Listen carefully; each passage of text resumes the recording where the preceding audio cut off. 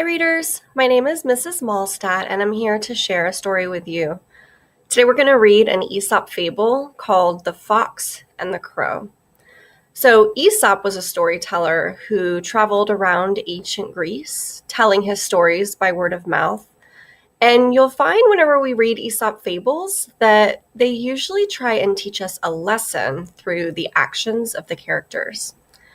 So before we start reading The Fox and the Crow, let's take a look at the illustrations and let's see if we can make some predictions based on what we notice and what we wonder. So what do you notice is happening in this illustration? Who do you think the characters might be? What do you think the characters are doing? Or what do they want? So I'm noticing here that there's a fox at the base of the tree. And he's looking up, and it looks like he's looking at this crow up in the branch. And I'm seeing something in the crow's mouth. And so I'm wondering what that is. Maybe it's food. And I wonder if maybe the fox wants something from the crow. Maybe he wants that food. So before we start reading, let's also take a look at some words that might be new or interesting. So in the third paragraph, that last sentence, it says, her black plumage is as exquisite as a moonless night. And so the word plumage means all of the bird's feathers. So maybe they're describing the crow's feathers or plumage. And then the other word in this sentence that might be new or interesting is exquisite.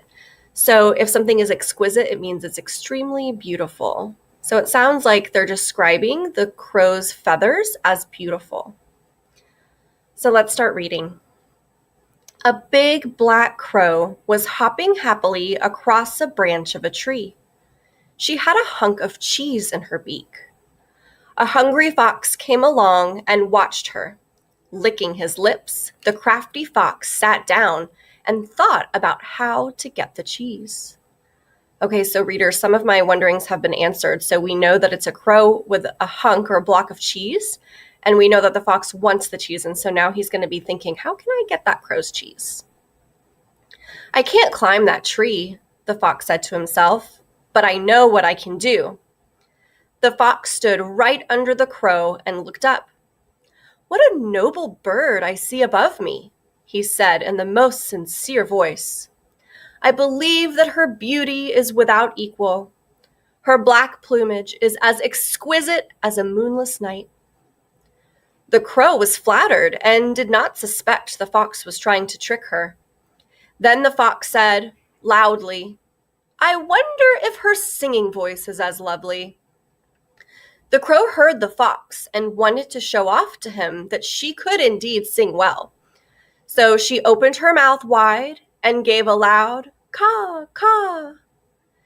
Down came the big piece of cheese, which the fox snatched right up. When the poor crow saw what had happened, she wailed and wept. Between bites of the cheese, the grinning fox said, You have a nice voice, madame, but what you want is wits. Moral, do not trust a flatterer. So readers, the fox was able to trick the crow by giving her lots of compliments and flattering her so that she would sing and open her mouth. And as she did, that piece of cheese fell and the fox was able to snatch it. At the end of this Aesop fable, the fox says, you have a nice voice, but what you want is wits. And so he's trying to tell the crow, like, yes, your voice is beautiful, but you also need to have wits about you and be thinking about your actions, not just worried about your beautiful voice. Thank you, readers, for listening to this Aesop fable. Happy reading.